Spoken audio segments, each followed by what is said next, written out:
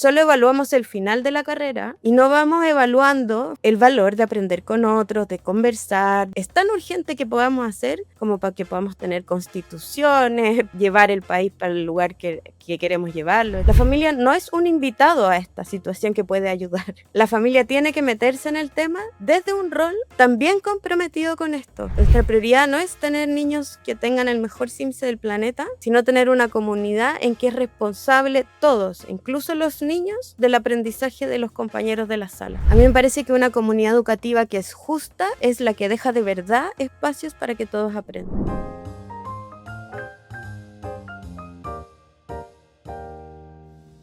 Hola, ¿cómo están? Soy Iván Troncoso y le doy la bienvenida a un nuevo capítulo de Curiosos, el podcast para mentes que nunca dejan de aprender. Hoy te propongo detenernos en una pregunta incómoda. ¿Y si la inclusión no incomodara? ¿Qué pasaría si dejáramos de ver la inclusión educativa como un problema? ¿Y si la entendiéramos como una oportunidad para mejorar nuestras escuelas? Una oportunidad para construir espacios más justos, más diversos y más enriquecedores. En este episodio vamos a conversar sobre cómo superar las resistencias culturales y cómo acompañar a docentes y equipos que se enfrentan a nuevas demandas. Además, revisaremos qué prácticas concretas pueden ayudar a formar comunidades donde todas las personas tengan un lugar. Pero antes de comenzar, te invito a seguirnos para que no te pierdas de ningún capítulo de nuestro podcast. Comencemos. Hoy nos acompaña Viviana Hochman, psicóloga educacional y doctora en educación.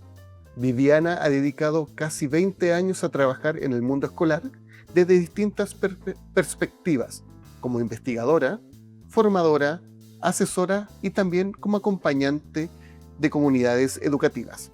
Estudió psicología en la UC, hizo un magíster en comunicación y educación en la Universidad Autónoma de Barcelona y un doctorado en educación. Hoy es la directora ejecutiva de Valora su C, un programa de la Pontificia Universidad Católica que promueve la convivencia escolar, la inclusión y el desarrollo socioemocional en escuelas de todo Chile.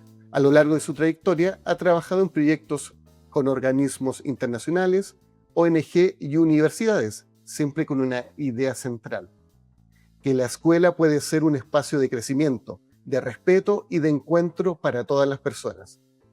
Viviana cree que la inclusión no debería vivirse como una carga ni como un favor, sino como una posibilidad de transformar nuestras escuelas en espacios más justos, más humanos y más diversos. De esto hablaremos hoy. Bienvenida, Viviana, ¿cómo estás? Hola Iván, muy bien, muchas gracias por la invitación. Muchas gracias a ti por aceptar la invitación. Y bueno, hablaremos de un tema que es súper importante, que incluso tú has tenido participación en el Congreso. Entonces, cuando hablamos de inclusión, ¿de qué hablamos? ¿A quién hay que incluir y dónde? Cuando hablamos de inclusión, hablamos de poner dentro de la escuela a diversidad de personas que por distintas razones han estado o excluidas del todo o no han tenido la participación que todos los demás han podido tener.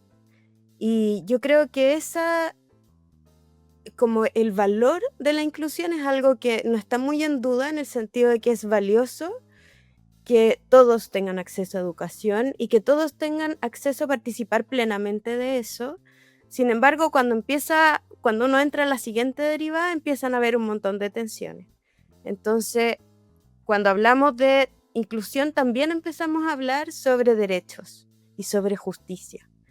Y a veces ha ido empezando a pasar que la manera o la forma en que generamos inclusión genera ciertas tensiones en los distintos que estamos en el sistema. Y yo creo que una de las cosas que es importante que quede al centro, que la inclusión tiene que ver con justicia, con brindar el espacio a todos para poder aprender. Perfecto. Viviana, tú me comentas de que la inclusión como que por definición está aceptada en todos estos escenarios escolares. ¿Tú lo ves así, que está bien aceptada? Pero Y lo otro solo es la idea, solo solo la la idea, idea de sí, que por es eso. importante incluir, sí. Yo Claro, creo y después que de ahí la deriva de implementar esta idea, ¿estamos muy sí. lejos? ¿Falta mucho por construir? ¿O tú crees que hemos ido avanzando en estos últimos 10, 15 años?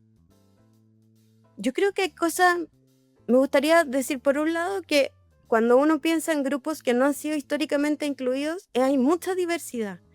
Entonces, cuando uno empieza a pensarlo en cada uno de estos grupos, uno puede hacer un análisis distinto. ¿Estamos tan más incluidos, por ejemplo, los niños con necesidades educativas especiales que antes? Yo creo que sí. ¿Están más incluidos los niños extranjeros que antes? Yo creo que ahí tenemos algunas dudas, porque han estado llegando más niños extranjeros y todavía no sabemos muy bien cómo hacerlo bien para que aprendan. A partir de la ley TEA surgió un montón de necesidades distintas con los niños TEA. Cuando nos metemos en el tema de género, también empiezan a haber distinciones de si las niñas reciben la misma educación que los niños, de si las personas trans tienen los mismos derechos adentro de la escuela que otras. Entonces, en términos globales, yo diría que lo que podemos aceptar en general es que es importante que todos tengan derecho a educación. Eso yo creo que es lo Perfecto, aceptado, más bien. Lo que no es tan excelente. aceptado es cómo esto se traduce en el aula y en la vida cotidiana. Y cómo muchas veces cada uno de los que defiende ciertos tipos de inclusión le importa más un tipo de inclusión que otro, pero los profesores lidian con aulas inclusivas complejas.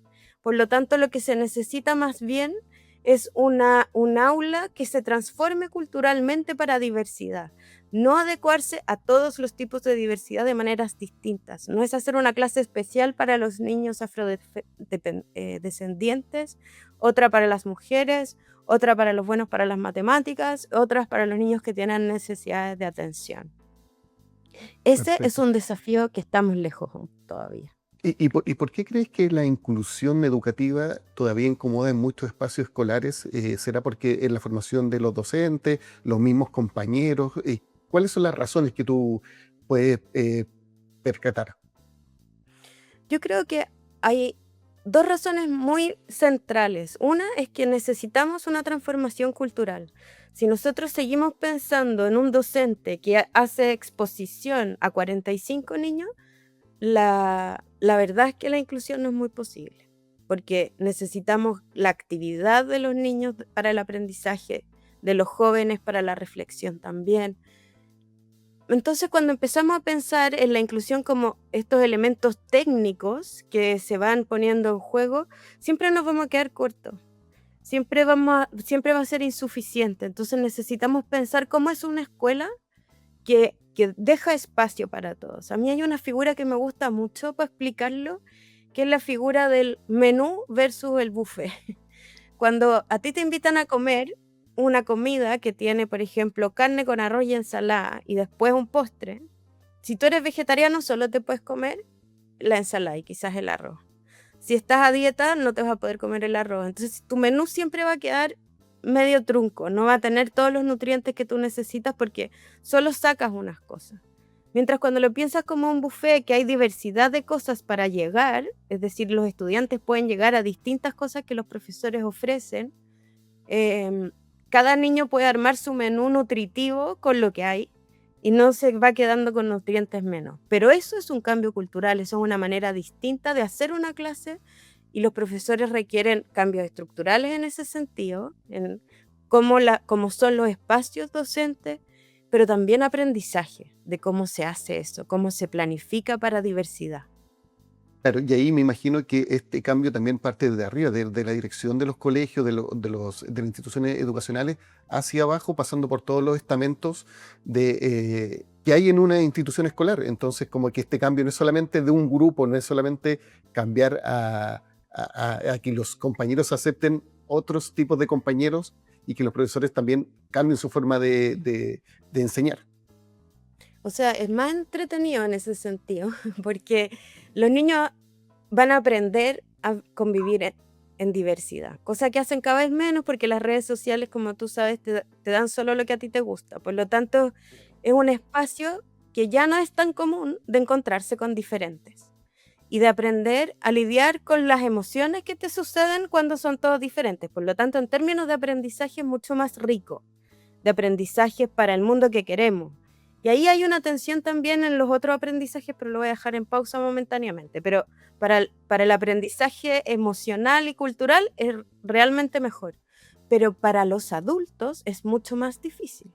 Es mucho más difícil por varias razones, porque no es solo tecla del director, también es tecla de los sostenedores. Hay que hacer cambios, por eso es un cambio cultural, porque necesitamos cambiar varias cosas. Y una de ellas, que es muy compleja, es entender el valor que tiene esto desde el punto de vista de las familias también. Porque muchas veces los profesores se encuentran con papás que reclaman que por qué le toca a mi hijo con este niño que es lento, que por qué le toca a mi hijo trabajar o hacerle el trabajo a otros niños que son menos inteligentes y lo atrasan. Esa es una concepción de educación con la que tenemos que lidiar y que tiene que ver con el cambio cultural, que es si queremos niños que compitan y ganen solos o si queremos niños que vivan en una comunidad que se preocupa por su comunidad. Viviana, justo te iba a consultar sobre eso, sobre qué prejuicios siguen estando presentes cuando hablamos de estudiantes que necesitan apoyos. Aparte de lo que tú mencionaste, qué otro escenario más nos encontramos? Yo creo que hay uno que tiene que ver con nuestra historia y que es esto de que los niños deberían estar en un lugar especial para ellos y que cada niño debería estar en un lugar especial para ellos. De hecho, he visto artículos científicos que proponen eso, ¿no? Como los niños deberían estar todos los que son buenos para algo en un lugar y todos los que son más débiles, pero eso nos reduce mucho al estudiante a su déficit, porque o a su diferencia, porque hay niños que son buenos para las matemáticas y tienen TEA. Hay niños que son muy buenos para el desarrollo de habilidades socioemocionales, pero malos para el lenguaje. Entonces, cuando nosotros pensamos que un niño que necesita más apoyo, que tiene cierta condición, es su condición, estamos generando un problema social también. Esa es una idea que creo que es muy importante de esto de especializar. Lo segundo, que era lo que te mencionaba antes, esto de atrasar. Cuando vamos en una carrera, la lógica de atrasar es muy importante, pero cuando estamos en un proceso de aprendizaje, no en una carrera, es distinto lo que tenemos que aprender y lo que evaluamos, y eso también ha sido una cosa difícil culturalmente, que solo evaluamos el final de la carrera, que es cuando ponemos la nota de si aprendió o no aprendió algo, y no vamos evaluando formativamente el valor de aprender con otros, de conversar, de dialogar, que son cosas que es tan urgente que podamos hacer como para que podamos tener constituciones, podamos tomar acuerdos políticos, llevar el país para el lugar que queremos llevarlo, etcétera. Y lo último que creo que es muy importante, porque sí creo que es un argumento muy relevante, es que las escuelas no están preparadas para esto, y yo creo que es cierto en este momento. Creo que es un valor, que era lo que te decía, yo creo que estamos de acuerdo en que es importante que todos los niños tengan acceso a la educación y tengan posibilidades, pero yo creo que efectivamente estamos en un proceso de preparación de las escuelas. No estamos listos todavía, pero no vamos a estar listos si es que no lo hacemos, hay como el huevo y la gallina, ¿no? ¿Podríamos haber estado preparados antes de tener inclusión? Quizás habían cosas que se podían hacer, pero en verdad también es en la práctica donde se van haciendo esas cosas. ¿Y hoy Claro. día ¿Y, está pesado? Sí. y tú sientes que esta inclusión completa le falta mucho tiempo o crees que se pueden ir acotando los plazos? Yo creo que una cosa que nos está pasando es que cada grupo defiende su propia inclusión. Entonces lo que necesitamos más bien es avanzar hacia pensar en salas inclusivas para todas las diversidades. Suponer que somos diversos todos. Y como todos los procesos educativos, como tiene un componente también de creencias, yo creo que es más lento porque tenemos todos que creer que esto es importante y tener un camino común de trabajo que yo creo que se está en construcción. No es, partimos con la integración hace algunos años atrás, ¿no? Con esta posibilidad de sacar a los niños. Hoy día se ha ido avanzando en que la integración parece que no es la mejor idea, sino la inclusión, que es dejar a los niños en la sala y que haya alguien que les ayude a integrarse en la sala o a incluirse en la sala. Y vamos avanzando en la lógica también de que vamos probando, no es ensayo de error propiamente, porque también tenemos los saberes que se van generando en el mundo. En ninguna parte del mundo hay una manera única de enfrentarlo, pero sí creo que hay ciertas características o condiciones que lo hacen un poquito más fácil. Por ejemplo, que haya menos niños por sala. Finlandia pone un máximo de 25 niños por sala. Yo me imagino que si hay un profesor escuchando esto, está saltando de felicidad de que hubieran 25 niños por sala. Pero sí hay ciertas condiciones estructurales que lo hacen más posible, pero también hay cosas que vamos avanzando. Yo creo que antes era impensado, lo que ha pasado entre la integración y la inclusión. Antes tampoco era tan relevante si un niño tenía déficit atencional, era problema del niño y de su familia. Hoy día al menos como que esto nos preocupa. Creo que hay hartas cosas que son importantes que han ido pasando, pero como es un proceso cultural, humano, de creencia, es más lento y va a ir y tiene un costo inicial, evidentemente, que los profesores están pagando y lo están pasando mal con eso. Y justo me quería detener en ese punto, Viviana. En relación a los docentes, ¿cómo los podemos acompañar en esta demanda que a veces sienten que están un poco sobrepasados? Quizás, obviamente, su formación no está enfocada a resolver este tipo de problemáticas o de situaciones que Mm. se van a enfrentar. Y claro, ahora, ¿qué herramientas pueden utilizar? ¿Cómo podemos acompañarlos? ¿Cómo podemos ayudarlos en este nuevo escenario educacional?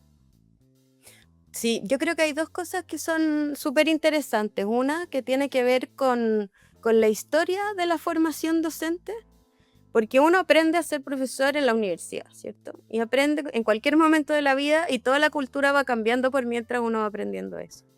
Pero hay otra cosa que no solo le pasa a los profesores, le pasa a todos los profesionales, que es esto de formación continua. Y en esta formación continua se está hoy día ofreciendo muchos elementos, lamentablemente muchos de ellos en cortito, como cambios tecnológicos, técnicos, más que como cambios culturales. ¿Cómo se logran cambios culturales de una manera protegida? Yo diría 3 cosas principalmente. Una, necesitamos cuidar el vínculo entre los profesores. Los profesores necesitan, dado que estamos en un momento de cambio, sentirse acompañados y seguros, porque están en un proceso de cansancio, porque no solo cambió esto de la inclusión, también los niños son distintos hoy día que ayer. El tema de ya los niños no le tienen miedo a los profesores, por lo tanto, los profesores tienen que generar su espacio como reconocimiento de liderazgo de una manera mucho más constructiva que antes, en el sentido que los niños tienen que admirarlo, tienen que seguirlo, que es distinto y para mi gusto mejor que cuando los niños estaban en silencio porque tenían miedo al profesor y no podían comentar, porque además tiene toda la cosa de actividad. Entonces lo primero es cuidar el vínculo entre profesores, porque dado que hay varios cambios y que siempre va a haber cambios, necesitamos tener una comunidad potente de cuidado y de protección entre profes. Lo segundo es que necesitamos ir instalando metodologías para que puedan conversar entre profesores, porque yo creo que independiente de que se haya ido generando mucha investigación y mucha formación sobre cómo se hace esto en la práctica, los que finalmente son los especialistas, súper especialistas en la práctica, son los mismos profesores. Entonces, en la construcción de metodologías de trabajo entre profesores, donde se pueden ir aprendiendo y se pueden hacer protocolos de trabajo y pueden ir dándose ideas de las cosas que funcionan, etcétera, etcétera. Y lo tercero, que creo que es algo que se ha ido instalando más globalmente, es el trabajo en red. Trabajo en red entre escuelas también, entre especialistas, que van haciendo y van bajando esta mirada sistémica que tanto cuesta, porque muchas veces lo que hacemos y que es lo que nos genera desgaste, tensión y además la sensación de impotencia que no funciona, es que trabajamos con todo de a uno. Hacemos algo especial para el niño TEA, algo especial para el niño que tiene trastornos de las emociones, por ejemplo, y que no tiene autorregulación. Algo especial, y yo soy un profesor y tengo 40 niños y le hago especial algo a alguien, no me da. Entonces necesito pensar Claro. sistémicamente el proceso. Y ese cambio de mentalidad es difícil de hacer y como mejor ha mostrado la investigación que funciona es en el trabajo entre pares. Viviana, y bueno, hablamos un poquito también ahora anteriormente hablamos un poquito de las familias. Quiero preguntarte cuál es el rol que tienen las familias en este proceso de inclusión educativa. Em, ¿Cuál debería ser su funcionamiento ante este nuevo escenario? Y bueno, y quizá ya nos mencionaste un poquito de que no ser tan competitivos, pero ¿qué más nos puede comentar sobre este punto? Hay una cosa que es como cuando uno habla de los hombres machistas en los matrimonios, perdonando el presente, pero no voy a apelar a los hombres, sino que No está bien también, nosotros vale. necesitamos ser una familia que cuidamos a nuestros hijos, ¿no? En nuestra casa, cuando tenemos familias machistas o no machistas. ¿Y te has fijado esas cosas que dicen como los hombres ayudan? Que es como la mujer está a cargo, pero los hombres ayudan, esto es un poco lo mismo. Acá somos una comunidad que está en función de formar a todos estos niños. La familia no es un invitado a esta situación que puede ayudar. La familia tiene que meterse en el tema desde un rol también comprometido con esto. Las familias tienen también que desarrollar condiciones y competencias, y ahí estamos con un problema que es de otra naturaleza, que es dónde piden ayuda a las familias cuando no lo saben hacer. Hay una parte que puede ser aportada por las familias, pero también están las ONL, que son estas oficinas locales de niñez que son nuevas y que están promoviendo la prevención y la promoción de bienestar de los derechos de los niños, que también puede ser un espacio, pero necesitamos que las familias sientan y sepan que también son parte fundante de esto. No solo de la inclusión, también de la convivencia en general, de no estar, de trabajar sin violencia, de que las cosas se resuelven conversando. Es algo que necesitamos aprender como comunidad, que necesitamos aprender entre todos. Claro, porque en ese sentido, tanto el colegio se va a sentir beneficiado, la familia también va a estar beneficiada y no va a ser este tema tan engorroso que es como que la familia dice ya, bueno, la educación lo ve el colegio y es su responsabilidad y el colegio a su vez o la organización educacional dice, bueno, quizás estoy sobrecargado y como que yo solamente soy el que estoy haciendo todo para que el alumno avance y se eduque. Entonces, al final, claro, ver este escenario siempre como algo de comunidad. Entonces, Sí. la familia tiene un factor súper importante y no puede delegar toda la formación al colegio y el colegio también apoyarse en la familia para que entre todos los actores se formen los mejores estudiantes posibles. Ahora, el problema que tenemos es la baja concreta, porque eso en teórico yo creo que está bien, digamos, como Mm. porque la familia también está sobrepasada. Hay muchas mujeres solas como dueñas de hogar que trabajan fuera de la casa, que en qué minuto hacen las cosas. Entonces, incluso tiene una manera de conversar. ¿Has visto, Iván, cuando a uno le dicen lo que pasa es que usted no hace? O esa narrativa culpabilizadora del otro. Necesitamos instalar una narrativa más comprensiva de la situación y buscar entre estos seres sobrepasados, que están todos sobrepasados, de verdad, la familia y los colegios, cuáles son nuestras prioridades, porque solo decirnos lo que no estamos haciendo no nos está llevando a ninguna parte más que al malestar y a cuando nos llama la profesora decir, oh, ¿qué hizo este cabrón ahora? Mejor no hacer eso y mejor buscar qué es lo que necesita este niño o esta niña y cómo nosotros como comunidad podemos hacer lo mejor posible dentro de los recursos que tenemos, y eso siempre significa dejar de hacer otra cosa. Claro, al final siempre lo importante es, más que buscar culpables, siempre como buscar la solución y no ser como parte del problema entre todos, como tirarse la pelota entre cada uno.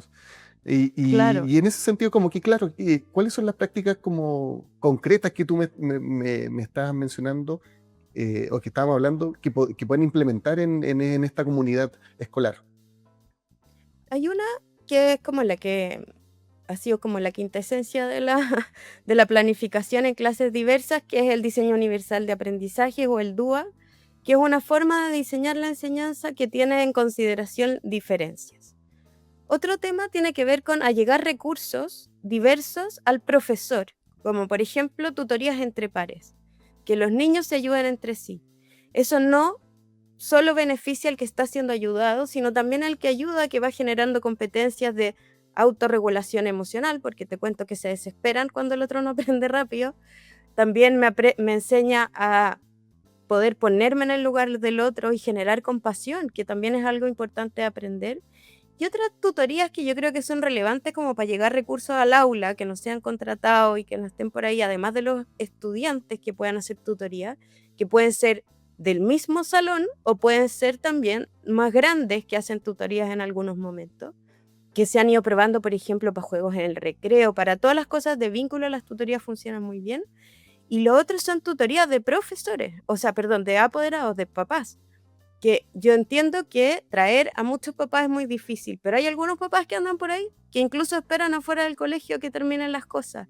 Y esos papás que tienen tiempo, mamás que tienen tiempo por diversas razones, porque están cesantes, porque pueden, porque tienen turnos en el otro lado, por lo que sea, porque no vamos a hacer juicios, son mano de obra posible en el sentido, en el buen sentido de la palabra. A mí me ha tocado estar en escuelas en Barcelona que invitan a las mamás o a los papás a la sala a ayudar a que los grupos estén conversando en el trabajo. Ni siquiera tienen que saber lo que tienen que hacer. Es como asegurarse que todos los niños de un grupo hablen y que estén. Y lo otro tiene que ver con cómo conectar este planeta amplio en el que los niños se mueven, que no es solo lo que pasa dentro de la sala, sino conectar con los intereses de los niños, que tiene que ver con lo que hacen en su vida cotidiana, cómo integrar tecnologías de buena manera también. O sea, también hay una manera en que la tecnología nos puede ayudar con todo lo que nos hace difícil otras cosas. Para esto podría ser fácil, para esto podría ayudar. Sí. Viviana, hemos hablado bastante sobre los diferentes actores, el escenario. Quizás esta pregunta es como para englobar todo lo que hemos conversado. ¿Qué significa para ti una comunidad educativa justa y enriquecedora? Mm. Yo diría que la primera cosa que tiene esta comunidad es que es una comunidad que se reconoce a sí misma como una comunidad que pone en el centro el bienestar de todos y no el que haya algunos niños que les vaya muy bien. Nuestra prioridad no es tener niños que tengan el mejor CIMSE del planeta, porque siempre esos son solo algunos, sino tener una comunidad en que es responsable todos, incluso los niños, del aprendizaje de los compañeros de la sala. Y pensar en esa comunidad es la comunidad que queremos tener para vivir, que a mí no me dé lo mismo lo que haga el vecino, que yo apoye al vecino cuando necesita cosas, que conozca al vecino para partir. Entonces necesitamos una comunidad que ve que el compañero TEA, tenga o no tenga sombra, es un humano que tiene necesidades, que tiene cosas choras también, que tiene muchos recursos y que necesito conocerlo. Que el compañero extranjero que acaba de llegar no es solo extranjero, también es un niño, puede ser divertido, puede ser inteligente, puede saber un montón de cosas. Una comunidad que se preocupa del bienestar de todos, escucha, se conoce, genera vínculos. Y ahí tenemos el problema de la paradoja del apurado, pues tenemos un problema serio que yo he conversado en distintos lugares porque no sé cómo detenerla, porque también es una paradoja que es parte de nuestro sistema, que estamos tan apurados que no tenemos tiempo para conocernos, para hablarnos, para conversar. Necesitamos enfrentar fuertemente esa paradoja, porque necesitamos que los niños se conozcan entre sí. Necesitamos que los niños aprendan que los niños que son ciegos no solo son ciegos, que los niños que tienen cualquier característica, no tienen solo esa, tienen otras montones de características que los hacen buenos amigos de juego, los hacen buenos partners para estudiar cosas. A mí me parece que una comunidad educativa que es justa es la que deja de verdad espacios para que todos aprendan. Y hoy día estamos en un impasse en eso, porque como dicen muchos profesores, lo que está pasando es que no todos aprenden. Y eso es un problema. Para ya ir cerrando esta interesante conversación, ¿qué señales podríamos detectar para decir efectivamente estamos realizando una inclusión real y no solamente una declaración de buenos principios? Yo creo que una estrategia que podría ser interesante es tomar a cualquier ciudadano del colegio y decirle, ¿es importante para ti cómo le vaya a tu compañero? ¿O es importante para usted cómo le vaya a todos los niños? Porque eso es una indicación de que esto no es un problema de una pura persona. Uno podría tomar a cualquiera de la escuela porque hay varias cosas que nos están pasando que son de esta naturaleza, ¿no? La inclusión es una, la convivencia es otra, la prevención de violencia tiene que ver con esto, tiene que ver con que cada uno se sienta responsable de ser parte de esta comunidad y cuidar a los otros. Esa es una manera de saber si lo estamos haciendo o si en verdad es el PIE el que es el responsable de sacar a los niños o si es el psicólogo el que se hace cargo. Cuando eso está pasando es que no nos estamos haciendo cargo como comunidad. Estamos viendo a quién le mandamos este cacho, que no es lo mismo que todos tenemos derecho en esta comunidad. Excelente. Y por último, no puedo dejar de preguntar esto de tu experiencia que tuviste en el Congreso Nacional junto a otra docente del programa Valoras sobre violencia digital.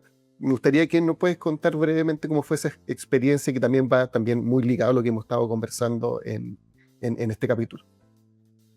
Es muy interesante la experiencia porque nos pasó un poco lo mismo, como esto era es era la mesa de mujer, que no era la mesa de educación, por lo tanto estaban viendo esta ley de violencia desde ese lugar, desde el lugar de las víctimas, ¿no?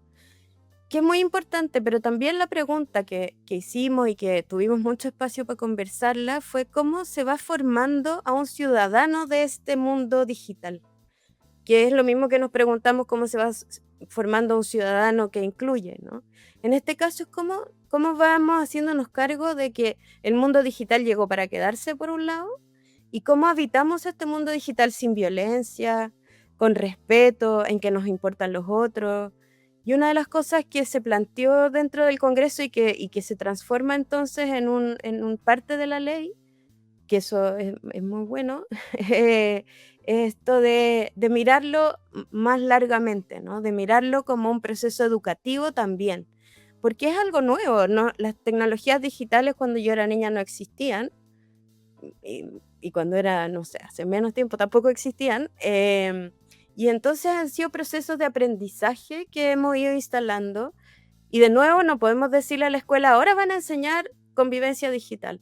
La verdad es que la convivencia digital es la misma que la convivencia en todo el tiempo. Lo único que nos hace es decir, y cuando es digital no es distinta, porque cuando a mí me insultan digitalmente, igual me siento insultado, igual me da un dolor. Igual si yo pego la foto de mi compañero en el muro, es lo mismo que mandar la foto de mi compañero por el teléfono. Estoy haciendo un daño y tengo que tener conciencia de daño. Entonces, más que recargar a la escuela con más cosas, porque ese es el mensaje que uno necesita también, es cómo la escuela integra esto dentro de la lógica. Y la lógica de lo digital tiene que ver con tenemos que aprender a convivir en este mundo que hoy día es amplio.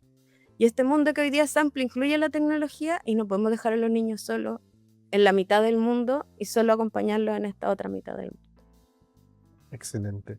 Viviana, te quiero dar las gracias por esta interesante conversación y ahora te quiero invitar a nuestra primera sección, que es Toma Nota. Y en esta sección que se llama Toma Nota es darle algunos recursos a la gente que nos está escuchando, que nos está viendo, sobre el tema que hemos conversado. Entonces, para quien quieren construir escuelas más justas, más diversas, ¿qué le recomendarías? ¿Puede ser algún libro, algún artículo? No sé, está muy abierta la pregunta para que tú nos puedas recomendar cosas muy interesantes sobre este tema. Viene de cerca la recomendación, pero nosotros en la página de Valores UC tenemos un montón de materiales para poder generar espacios de conversación. Yo creo que lejos, y que la Política Nacional de Convivencia sí lo establece, lejos lo más importante para poder mejorar la convivencia y la inclusión, es poder conversar y poder tener espacios de reflexión ética serios. ¿Qué quiere decir eso? Que no nos juntemos solo a pelar o a revolver el gallinero, digamos, sino que más bien nos juntemos a pensar en cosas que nos parecen importantes, como ¿por qué sería importante tener inclusión en esta sala? ¿Qué nos aporta que seamos todos distintos? Ese tipo de conversaciones a veces es difícil generarlas porque los profesores, como decíamos antes, no necesariamente han sido formados para eso. Tenemos un montón de materiales para eso. Hay material para reflexionar, material teórico, y hay material también práctico, como actividades para hacer en la sala. Hemos generado también otros materiales que pueden ser de utilidad con la OEI, con la Organización de Estados Iberoamericanos, para trabajar con familias, que eso también es otra que conversábamos que era difícil. También hay materiales concretos ahí para poder, y también son gratis. Y también tenemos otros materiales en la UNICEF para extranjeros que también son gratis. O sea, yo creo que Excelente. esos materiales les sirven a las comunidades para trabajar en consejo de curso, por ejemplo. Perfecto, perfecto. Súper. Yo sugeriría también, si uno es director de colegio, que establezca un espacio de conversación rutinario y cotidiano, y todos esos materiales le sirven para ese espacio, no solo para orientación, sino para ese espacio en que los profesores conocen a su curso y que los niños se conocen entre sí. Ojalá todos los días un ratito, 15 minutos. Bueno, muy buenas las recomendaciones. Ahí les dejo la URL, que es valoras.uc.cl, para que lo Gracias. puedan descargar la información. Así que sí, no hay problema, acuérdense, valoras.uc.cl. Ahí pueden descargar el material. Y bueno, gracias por estas recomendaciones. Y ahora te quiero invitar a nuestra última sección, que es la última pregunta. Y esta última pregunta no es para ti, Viviana, sino que es para todos nuestros oyentes, toda la gente que nos está viendo. Y la idea es que les pueda dejar una pregunta que les haga reflexionar. Entonces, ¿qué pregunta, qué reflexión le dejarías sobre el lugar que tiene la inclusión en su comunidad educativa? Mm. Yo haría una pregunta que puede sonar un poco, pero si yo tuviera un hijo incluido que necesita inclusión, ¿qué me gustaría que le pasara y cómo puedo hacer eso para que todos los niños tengan eso? Eso para los adultos, ¿no? Y también si yo tuviera un hermano que necesita un espacio especial, ¿qué creo que debería tener mi comunidad para que ese hermano tenga ese espacio? ¿Y qué puedo hacer yo para generar ese espacio? Si hay niños que necesitan ser incluidos en mi escuela, yo puedo empezar por mí. No necesito que haya una estrategia general. O sea, si hay algún niño que está incluido dentro de mi sala que yo no conozco, este es el momento de conocerlo. Si es que hay niños que yo como mamá sé que dejan afuera y que son excluidos, converso con los niños que van a mi casa o con los niños que yo conozco o con mis hijos para preguntarle cómo podríamos hacer para que se incluya. Entonces la pregunta es, ¿qué haría yo por alguien que yo quiero?